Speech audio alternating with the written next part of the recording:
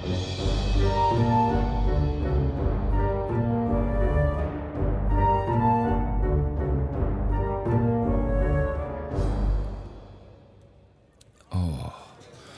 morning, everyone. This is Jamie Buckley with Life of Fiction, the podcast, and we are here in the Roadkill Tavern for Season 2, Episode 24. And oh my goodness, do I have some information for you. And I'm glad to be here. There's going to be a lot of changes that are going on. You can probably hear a little bit different of an environment, and that is because I am now not in a coffee shop, but have been brought to the Roadkill Tavern for some specific reasons that I'll go into. And hold on one sec. If you could just give me do you have milk? Do you have water and some milk? And here. Also, Dorbane out there, I just want to say thanks and thank you for being a little bit, I guess, more quiet. If you could buy him around. Is that enough? Okay, thank you. Sorry about that. I'm having to get used to this new environment, and coins, the economy here, being in the black market, there are different rules here. But I'm now protected and have the ability to be more, how shall we put it, more forthcoming in the information that I provide to you. And this is from,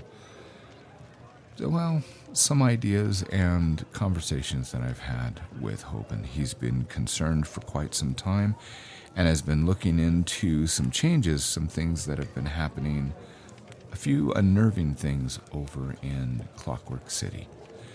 And that's what we're going to go into today. So I just want to explain about these new sounds. I want to explain why we've moved.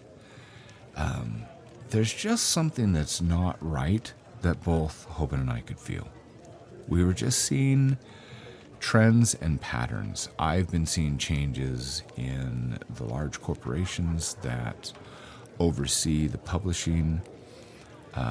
As you know, we do this from Substack, which I absolutely love that platform.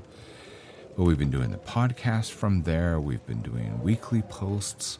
And our growing community, which we love and adore, we have made a commitment to make sure that we provide the truth and bring you these storylines and this information. And having these conversations with Hoban, one of his main concerns has been the flow of information to you. You, the listener, and our Life of Fiction community over at lifeoffiction.com. He's not been given jobs lately from the FAF. He's been doing research to share with you. So now I feel bad. I need to jump back. I know that we have new listeners, new members of the community, and you probably don't even know what the FAF is. So I asked Hoban to provide a little bit of information so I can give you a bit of background. I'll go into more of this in further episodes, but you can kind of look at the FAF. First of all, it stands for Fishes Archive Foundation. You can kind of think of this as a version of Google for gnomes. This is the culmination and collection of all gnome knowledge. And there is a huge staff that does this. This foundation has been collecting and organizing and streamlining the flow of information for gnome citizens. So that's kind of why I say it seems a lot like Google. I mean, we can flip open we can turn on our phones, our smartphones, our computers, whatever. We can ask Google questions, even though Google's not really a search engine. They're more of a curated, we're going to give you what information we think that we want you to have.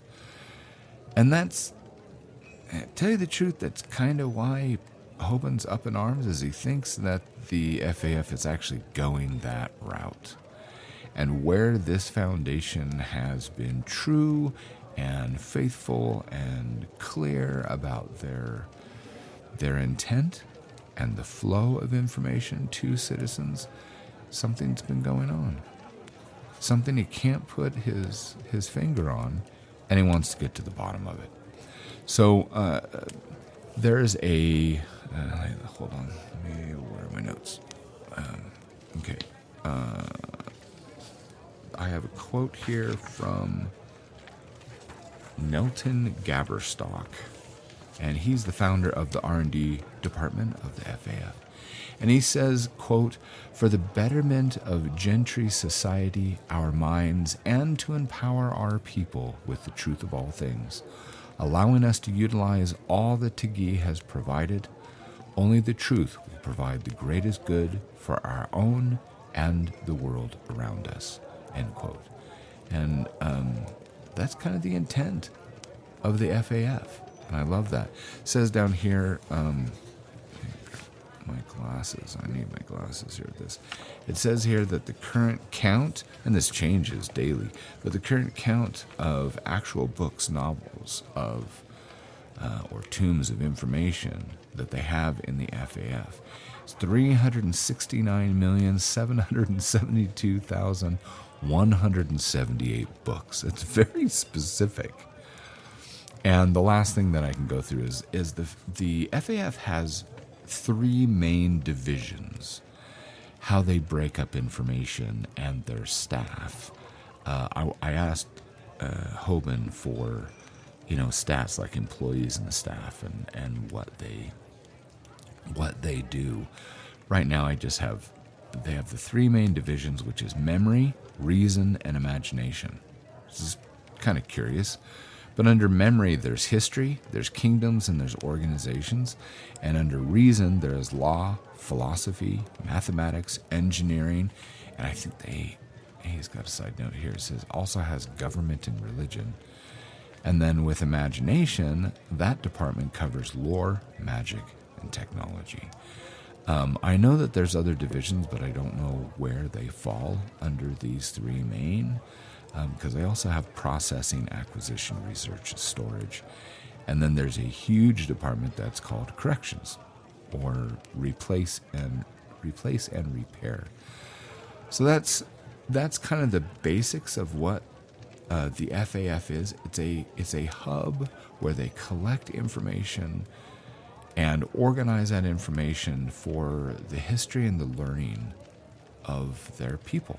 And it just so happens that Hoban is their number 1 field agent. So he is in the research department. So we had conversations about his concern for the flow of information to you, the listener, and the things that have bothered him of late that have prompted this reaction for us to move our podcast is the FAF has stopped issuing jobs.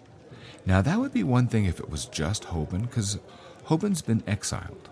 He's been exiled for the same reason that that he believes that things are going on within the FAF.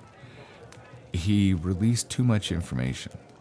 He leaked a lot of things to the public and then got the public's backing to protect himself. And the government decided to take issue against that, and he was exiled. Now he still travels back and forth using various means. And the FAF, because he's so good at what he does, they were not willing to cut him off. So he kind of works, I guess you could say, under the table. But the FAF has stopped issuing jobs, period. So from Hoban's sources, they're not gathering more information. That is the lifeblood of that whole organization. They're always solving mysteries and collecting facts and figures and artifacts and expanding their knowledge in every aspect of curiosity of the gentry race. And they're not issuing any jobs. The next thing that he said really bothered him is that the previous jobs done by him Now, we've got some books that are out. We have the WorldAnvil, which is the book that got him exiled by the government faction. You can go check that out. We have a digital version and a printed version. But that is what got him in hot water and got him booted from his own country, is WorldAnvil. But the previous jobs done by Hoban and his colleagues, that's the key here that has he and I a bit nervous. The previous jobs done by Hoban and his colleagues are now under review. And these are things that have already gone through the process of questioning and refinement and research. And we're talking about facts and figures, principles. And now there is some new, we don't know if it's just a council or a new department, but everything's under review again. They're questioning whether the things Hoban has done are legit. That's concerning. And then the third thing, when he dug a bit deeper and talked with some of his colleagues, he found out that the copyrights on these materials are both being violated and being taken from researchers and writers at the FAF. That's like, if this was religion, that would be sacrilege. Anyway, sorry, I know I'm a bit emotional about this. I get that. But to me, what was really disturbing is that good people are disappearing or being hurt. And I thought that would be Hoban's priority, but apparently being a field agent, I guess that's what you agree. You could get in trouble. You could disappear. You could die. I mean, Hoban is a cyborg. He's lost body parts because of the work that he does. So with this information and him not being able to get a hold of his regular contacts, he suggested that we move everything to the Roadkill Tavern, to move everything to the black market. And that's because the black market being, nobody knows where it is. You have to enter the black market by magic. And there is a whole new set of laws. Now, I don't want to say this too loud, but this place is a bit disturbing to me. A plain human that's not I'm not used to the surroundings here. The food's great. The drink is great. And the very, very few people that I know, they're my friends and I adore them. Wood's amazing. I'm glad that I'm staying in the tavern and I'm under his eye. But this place is a bit unnerving to me. And I don't venture out into the market unless I have an escort. But, the Roadkill Tavern is neutral territory, and that allows us to podcast and continue without outside restrictions and interference. That's the main, I guess, benefit of being here. Before we decided to do this, we reached out to Morphiophelius, and those of you, you'll know him as Chuck, part of the society, and we asked him for help with the transition of moving from, my home in the coffee house to the tavern. And so he was very kind and very accommodating. And he set up an account with the law firm of Steele & Smish, Trishan & Mize. And we've been given a business tab, which is pretty dang awesome. So we can work freely from the tavern. I have everything that I need to eat and to drink. I've got some coins here and very unusual currency, but hey, apparently this is valuable stuff. So, we have a business tab. So I have all that I need to eat and drink. And then Wood has given us a booth in the back corner so we can kind of limit the sound. I do find it a bit amusing that I'm sitting here and I get eyes from the patrons here looking over because, I'm using black magic here in the middle of a place called the black market.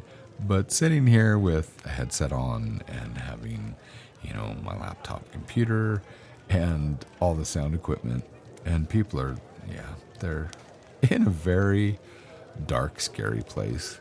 These scary people look scared. I think it's kind of funny. So, Hope and I have been talking about this growing, how can I put this growing deception that we think is threatening our efforts to report the truth. And I had plans to tell you some specific things. And before Hoban went to investigate another lead, he said that he would mail everything to me, and the materials never came. They never arrived. And so this kind of cemented our decision to move to the Roadkill Tavern, but I needed to find out where did that information go that Hoban was sending to me. And so I checked on the UGPS. Again, those of you that are new, that's the United Gnome Postal Service. And I found out that the delivery truck, because this is still leaving from Clockwork City, to his sources, to people delivering, this is like a cloak and dagger thing. And I'm sorry, Hopan's going to be ticked off. But it's pretty funny, the seriousness of these little people. I love gnomes.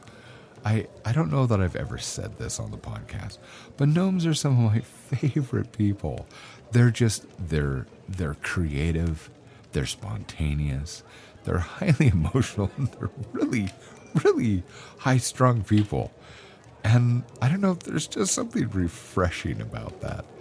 Anyway, so I checked, I used the information and the links that Hoban gave me, and I found that the delivery truck has, we have, here in our world, we have tracking numbers, right? You can do that with the United States Postal Service, you can do that with UPS, you can do it with FedEx. So I have a tracking number, and I tracked the truck, and found out there was a news article that was attached to the transit number. And it said that the delivery truck had stopped for coffee, and the driver had tried to take the package truck. We're talking one of the big, huge trucks. Tried to take it through the drive-through to buy coffee, and it got stuck. So hopefully I'll have more details about this for you next week. But I'm thinking somebody's probably losing their job because they took a big mail truck through the little tiny drive-through at a coffee house. So I guess the last thing that I really wanted to go over today is not how, but why is the truth so important? I know I keep saying this concerning Life of Fiction for our community here. And if you're not part of our community and you're a listener here of the podcast, I encourage you and invite you to come to lifeoffiction.com and join our community for free. I am hoping that eventually you'll support us, but come and be a part of the community. We give so much away for free, like 4 days a week. And there are things we're adding things that you can mingle with the other members of our community. And it's lovely, but the truth is really important to me and to Hoban. But there's reasons for that. And I've never explained this before. And I think this is a really good opportunity to explain. Because if you don't have the truth about something, think about this.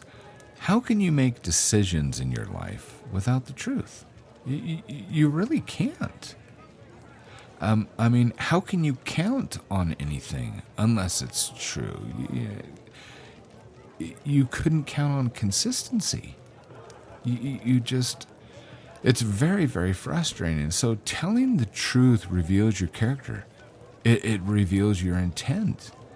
And I have an example about this the other day, and I was talking with some members of the community. It really, really upset me, as I got an email early in the morning. Here I'm packing up and making my notes of where to transition over here to the tavern, and I get this email.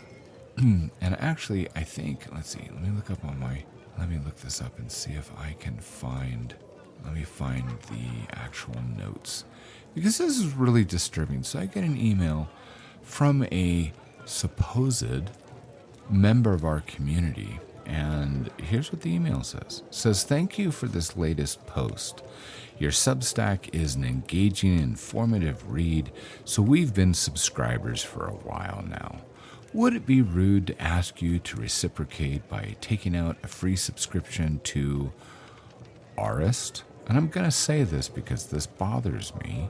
Not that someone is asking for an exchange, that someone wants me to come and to follow them as well, other than that's not what I do. If I have an interest in something, and if I'm invited to it, I might come check it out, like I just did. I asked you to come to Life of Fiction and see if this is something you might enjoy.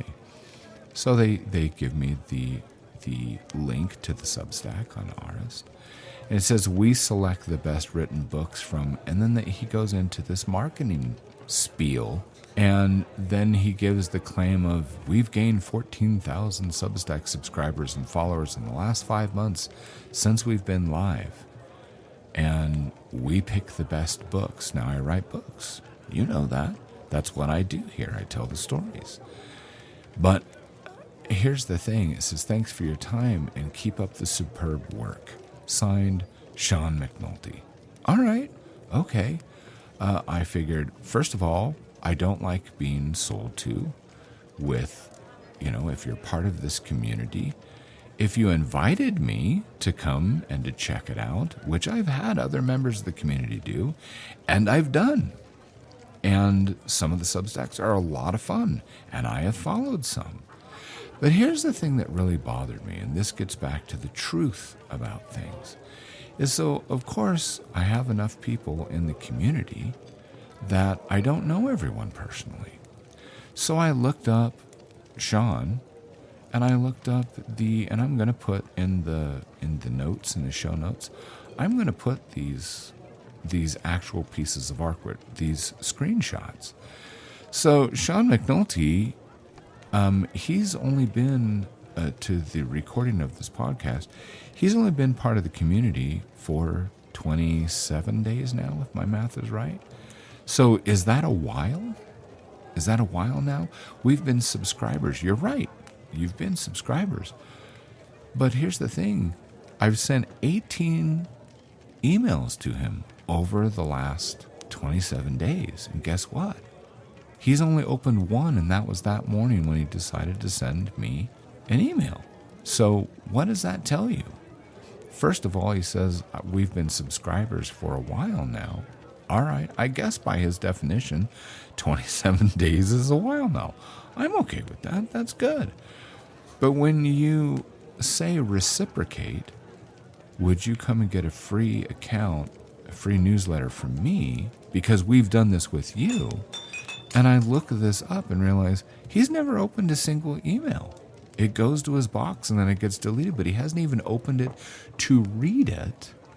And then he makes the comments of, your Substack is an engaging, informative read. That's just a bullcrap line, generic words saying nothing because you've done nothing. So in my mind, I'm thinking, would it be rude for him to ask me to reciprocate by taking out a free subscription for what? To boost numbers? To sit there and do nothing and not engage and never open an email? That seems unkind and rude, actually. I wouldn't want to do that. Substack is a place that you go to sign up and engage with people that you really want to engage in. So there was that. I have the screenshot of all of his participation. And then I thought, you know what, maybe this is something that he's not looking at, because I know I have this in our community, some that don't really rely so much on the newsletters themselves, but they use the newsletters as the reminder to use the app and to go and participate live. So I thought, maybe that's what it is. So I looked up the other statistics, and I see that Sean has the free subscription, which we know. He joined on February 23rd of 2024. And I looked for the comments. Well, in the last 7 days, he hasn't made any comments. Well, the last 30 days, I mean, he's only been there for 27, he hasn't made any comments. Oh, wait, now it says comments all time. No comments. So he's not participating in any way, shape, or form, and then he sends me a promo email. Now, here's the thing, guys. I don't want anyone thinking that I'm ragging on this, because this is not the point. And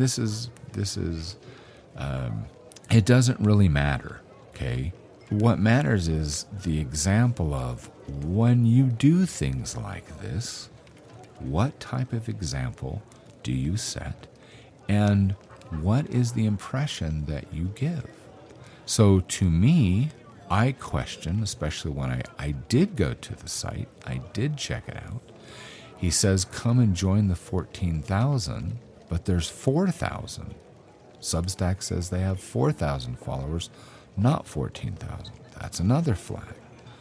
Not that there's anything wrong per se, but just that he's not honest.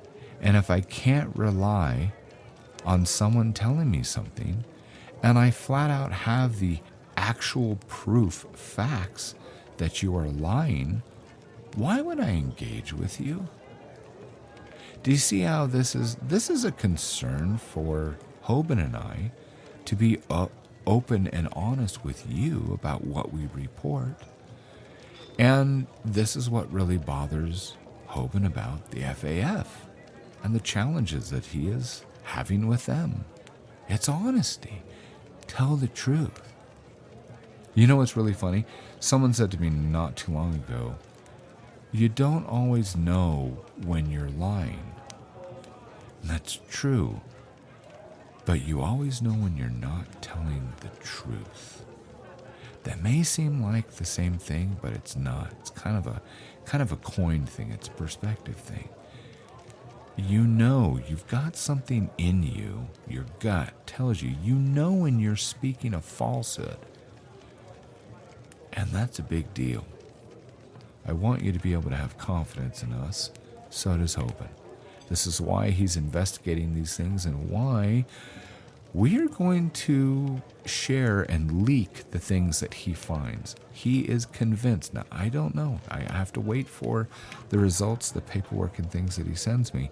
But he is convinced that there is something nefarious going on behind the scenes of the FAF. Mainly because he can't get a hold of any of his colleagues. So that is what we are going to be focusing on at every turn if we get more information.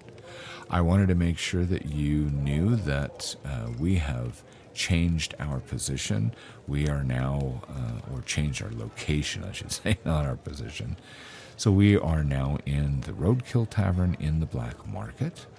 I wanted to be able to share with you my feelings about honesty and about this experience with the Substack. I do not recommend Arrest. I do not recommend anything from this person. And I have a friend, a member of the community, who's quite knowledgeable in this area, and she has suggested that these are probably bots, and that bots and AI are being used to gather readers. And we're going to see this more and more as time goes on. People are looking for shortcuts instead of actually engaging and doing the job that they say that they want to do. But I am here for you. I love you guys. I'm excited. It's going to take me a little while to get settled here. Oh, I do want to bring one other thing up. Maybe you can help. I have been nominated again on WorldAnvil, Wanted Hero, which Life of Fiction is based on at wantedhero.com. I've been nominated again for Best World of 2023. Now, that might seem silly or really not important to a lot of people, but that's actually one contest, one award that I have really been working hard to, hopefully, to achieve. And the hard part is that I'm in a pool of 2.64 million creatives, And there's probably close to 5 to 6 million worlds out there, fictional worlds. But in the last 2 years, in 2021 and 22, I have been given a nominated tag for, award, badge, what do you call it? But I've been nominated the last 2 years, so in the running for best world, best overall world. This year, the public gets to vote. So if you're willing, go check out wantedhero.com. You can see it's actually Hoban's baby. He does most of the work on that. And down, if you go to the homepage in the bottom left-hand corner, there's a box that says, vote for Wanted Hero for Best World.